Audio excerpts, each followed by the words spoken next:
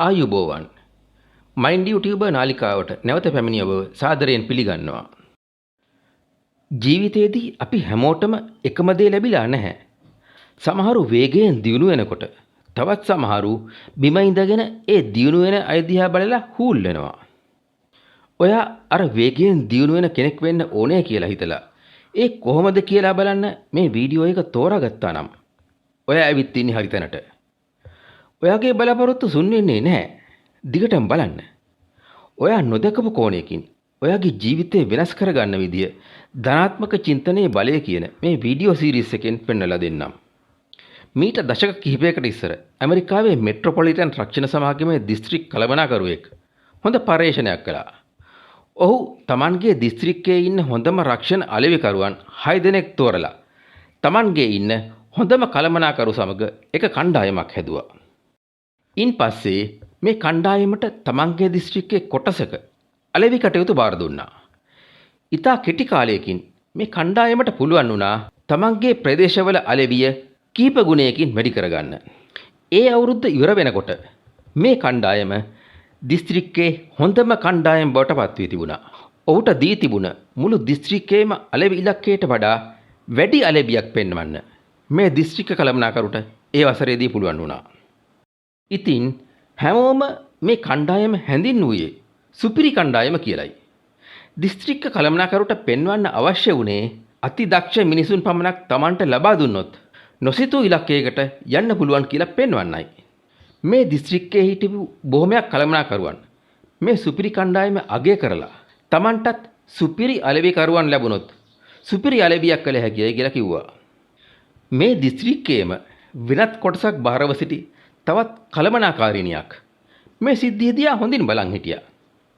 ඇගේ කණ්ඩායම සාමාන්‍ය අලෙවිකරුවන් රසකකින් යුත් කණ්ඩායමක්. ඇය Tamanට ලැබුණු අලෙවි ඉලක්ක සෑම අවුරුද්දකදීම සම්පූර්ණ කර තිබුණා. ඉතින් ඇයත් හිතුවා Tamanගේ කණ්ඩායමත් මේ සුපිරි කණ්ඩායම වගේම දක්ෂයන් බවට පත් කරන්න පුළුවන් කියලා.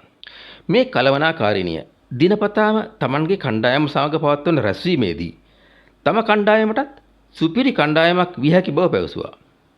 ඉතින් ටික දවසක් යනකොට මේ කණ්ඩායමේ අනෙකුත් සමාජිකයිනුත් විශ්වාස කළා Tamanටත් සුපිරි කණ්ඩායමක් වෙන්න පුළුවන් කියලා. ඔවුන් Tamanට දීලා තිබිච්ච අලෙවි ඉලක්ක වෙනස් කරගත්තා. Taman විසීම සාදාගත් ඉතා ඉහළ අලෙවි ඉලක්කයක් වෙත හඹා යන්න පටන් ගත්තා. ක්‍රමක්‍රමයෙන් මේ කණ්ඩායමේ අලෙවිය වැඩි වුණා.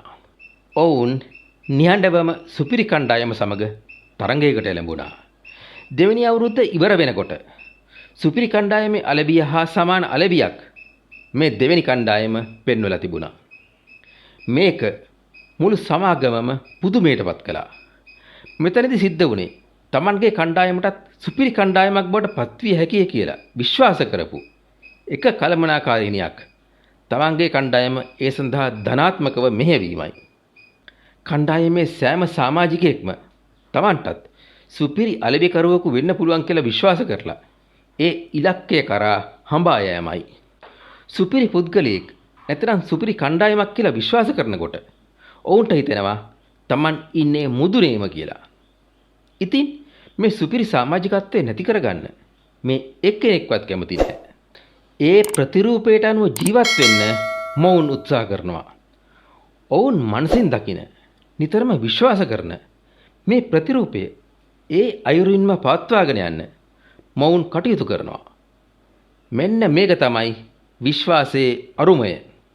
මේ දෙවෙනි කණ්ඩායම අනෙක් අය වගේම Taman සාමාන්‍ය කණ්ඩායමක් ලෙස විශ්වාස කළා නම් කවදාවත් මේ අයට සුපිරි කණ්ඩායමක් වෙන්න බෑ. අපේ මනස ඊට අරුම පුදුම දෙයක්. අපි තදින්ම විශ්වාස කරන දේ අපිට ලබා ගන්න අපි යොමු කරන්න අපේ මනසට හැකියාවක් තියෙනවා. අනෙක් කළමනාකරුවන් Taman ළඟ ඉන්නේ සාමාන්‍ය අලෙවිකරුවන් කියලා හිතලා සුපිරි අලෙවිකරුවන් Tamanගේ කණ්ඩායමට ඉල්ලද්දී මේ දෙවන කණ්ඩායමේ කළමනාකාරිනිය Tamanගේ කණ්ඩායම සුපිරි කණ්ඩායමක් කරන්න පුළුවන් කියලා විශ්වාස කළා. තම කණ්ඩායමේ සමාජිකයින් ගැන ඇය විශ්වාස කළා. ඒ විශ්වාසයේ ප්‍රතිඵලය ඇයට ලැබුණා. කෙනෙක් ජීවන අරගලයේදී දිගින් දිගටම ජයග්‍රහණය කරන්නත් තව කෙනෙක් පරදින්නත් හේතුව ඒ එක් එක් පුද්ගලයා දරන විශ්වාසයයි. මම දුප්පත් මට මොකුත් කරගන්න බෑ කියලා කෙනෙක් හිතුවොත් ඇත්ත වශයෙන්ම එයා හැමදාම දුප්පත් වෙලා ඉඳීවි. මම තව කතාවක් කියන්නම්. ඇමරිකාවේ මෑන්හැටන් ජීවිත රක්ෂණ සමාගමේ නැගෙනහිර එක්සත් ජනපද කලාපයේ උපසභාපති ලීබක් මහත්මයා ඒ තත්ත්වයට ආවේ අවුරුදු 20ක් විතර ඉතා දක්ෂ ලෙස මහන්සි වෙලා වැඩ කිරීමෙනුයි. ඔහු ඇත්ත වශයෙන්ම ඉතා දක්ෂ පුද්ගලයෙක්. දවසක් ඔහු කාර්යාලයේ ඉන්නකොට සමාගමේ සභාපතිවරයාගෙන් කැඳවීමක් ලැබුණා.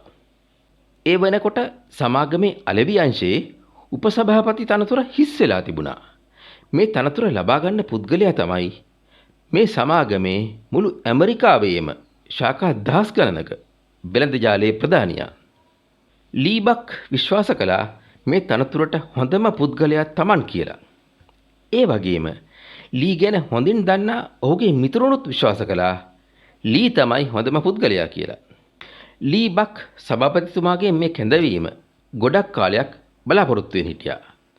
ඔහු සභාපතිතුමා හමු වෙන්න විදුලි සෝපානය භාවිතා කරන්නේ නැතුව පඩිපෙළ භාවිතා කරමින් මහල් 3ක් පමණ ඉහළට නැග්ගා.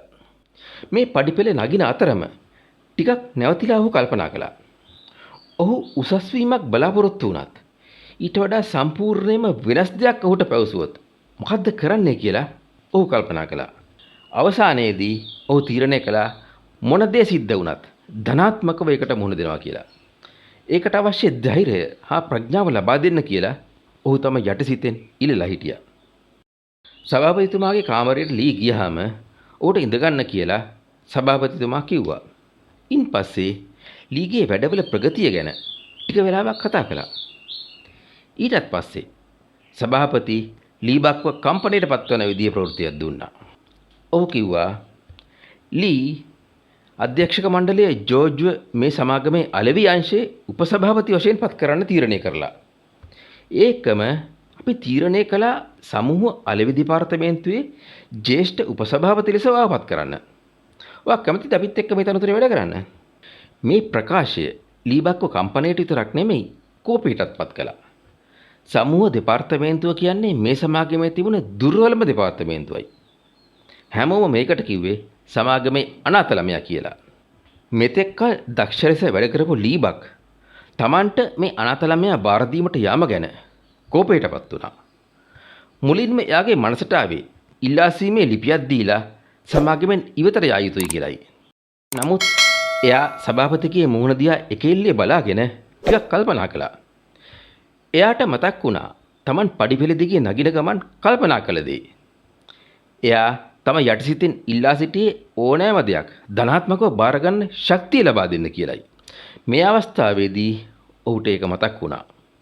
ඔහු සභාපතිට කිව්වා හොඳයි මම ඒක බාර ගන්නම් කියලා. මේක සභාපතිට පුදුමයක් වුණා. ඔහු බලාපොරොත්තු වුණේ ලීබක් කේන්ති අරන් කටයුතු කරයි කියලායි.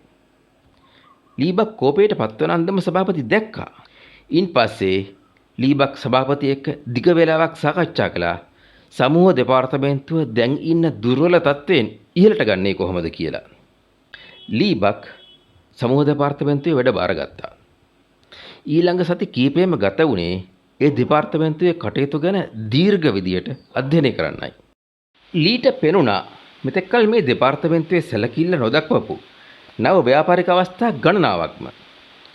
ඊළඟ මාස කීපය තුළදී ඔහු නොයෙකුත් අයට දුරකථන ඇමතුම් 100 ගණනක් ගත්තා. දෙපාර්තමේන්තුවේ සේවකයන්ගේ සහයෝගයෙන් එහි කටයුතු සම්පූර්ණයෙන්ම වෙනස් කළා. මාස කිහිපයකදී මේ දෙපාර්තමේන්තුවේ ආදායම දෙගුණයක් වුණා. අවුරුද්දක් ඉවර වෙනකොට සමාගමේ අනාථ ළමයා සමාගමේ කවුරුත් කතා වෙන හොඳම ළමයා බවට පත් වුණා. දෙවෙනි අවුරුද්ද ඉවර වෙනකොට සමාගමේ අලෙවි අංශයේ උපසභාපති තනතුර නැවතත් හිස් වුණා. ලීබක් නිතරංගයෙන්ම තනතුරට පත් වුණා. ලී නරකම අවස්ථාවට පවා ධනාත්මකව මුහුණ දුන්න නිසා ඔහුගේ ඉලක්කය කරා ඔහු ගියා. ආලෝකවත් සිතුවිලි ජයග්‍රහණයත් අඳුරු සිතුවිලි පරාජයත් රැගෙන එනවා. මේක තමයි විශ්වයේ ස්වභාවය. කෙනෙකුගේ සිතුවිලි කියන්නේ ඔහුගේ ක්‍රියාවලිවල මුතුන් මිත්තන්. ඔයාට ජීවිතේ ජයග්‍රහණය කරන්න අවශ්‍ය නම් ඔයාට අවශ්‍ය කිසියම් ඉලක්කයක් කරා යොමු වෙන්න. ඒක කළ හැකි බව විශ්වාස කරන්න. ඊළඟට ඒ ඉලක්කයට යන්න ඕනේ පාර සටහන් කරගන්න. ඒ පාරේ එක් එක් ස්ථානවල ඇති අණු ඉලක්ක නැතිනම් ඉංග්‍රීසියෙන් කිව්වොත් මයිල්ස්ටෝන්ස් සටහන් කරගන්න. ඒ එක් එක් අණු ඉලක්ක වෙත ටිකින් ටික ගමන් කරන්න. අවසානයේදී ඔයාගේ ඉලක්කය වෙත පැමිණ තියේවි. මේකට උදාහරණයක් දුන්නොත් ඔයා ඉන්නේ මාතර නම් ඔයාට යන්න ඕනේ යාපනයට නම් ඔයාට එක බස් එකකින් යාපනයට යන්න බෑ. මුලින්ම ඔයාට පිටකොටුවට හෝ නුවරට යන්න වේවි. ඒ යන්නත් ඔයාට සමහර විට බස් දෙකක හෝ තුනක යන්න වේවි. ඔයාට යාපනයේ බස් එක පිටත් වෙන්න කලින් පිටකොටුවට එන්න බැරි වුණොත් ඊළඟ බස් එක එනකල් ඔයාට ආරක්ෂිතව නවතින්න තැනකුත් සොයාගන්න වේවි. ඊළඟ බස් එක පිටත් වෙන්න ඉස්සෙල්ලා ඔයා පිටකොටුවට ඇවිත් ඒ බස් එකට නගින්න ඕනේ. මේ ගමන යා යුතු අන්දම ඔයා හරියට සැලසුම් කළේ නැතිනම් ඔයා පිටකොටුවේදී අතරමං වෙන්නත් පුළුවනි. නැතිනම් කිසියම් හොරෙක් ඔයාගේ බෑග් එක හොරකම් කරන්න පුළුවනි. හරි විදියට සැලසුම් කරලා ගියොත් කරදරයක් නැතුව යාපනයට යන්න පුළුවන්. Tamanට යමක් කරන්න පුළුවන් කියලා විශ්වාස කළාට විතරක් මදි. ඒක කරන්න නිවැරදි පාරකුත් හොයාගෙන ඒ පාරේ යන්නත් ඕනේ. ඔයාගේ ධනාත්මක චින්තනයේ බලය තේරුම් ගන්න. නොසිතූ උසකට ඔයා උස්සලා තියන්න ඔයාගේ ධනාත්මක චින්තනයට පුළුවන්. අදම වෙනස් වෙන්න. මේ channel එකට subscribe කරලා මේ වීඩියෝ සීරීස් එකම බලන්න. ඔයා නොසිතන තැනකට ඔයාව ගෙන එන්න අවශ්‍ය විදිහට ඔයාගේ මනස පුහුණු කරගන්න ඔයාට හැකියාව ලැබේවි. ඔයා දැන් ඉන්න තත්ත්වය මොකක් වුණත් ඔයාගේ මානසික ආකල්ප දැන් සිට හෝ වෙනස් කරගත්තොත් ඔයාට වෙනස් පුද්ගලයෙක් වෙන්න පුළුවනි.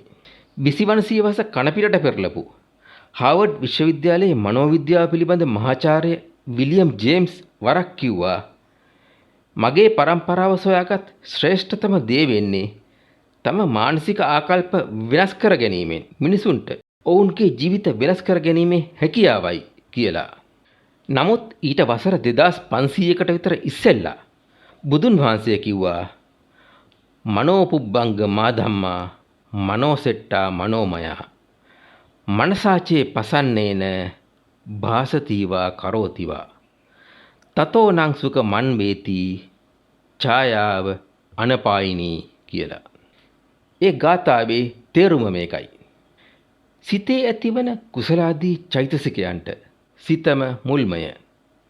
ඒවා සිතම පෙරටුකට ඇත්තාහ. සිතින්ම උපදී. එහින් යමෙක් හොඳ පහන් සිතින් යමක් කියයි නම් කරයි නම් සිරුර නොහැර යන සෙවණැල්ලසේ සැපය ඔහු පසුපස ලූ බඳී.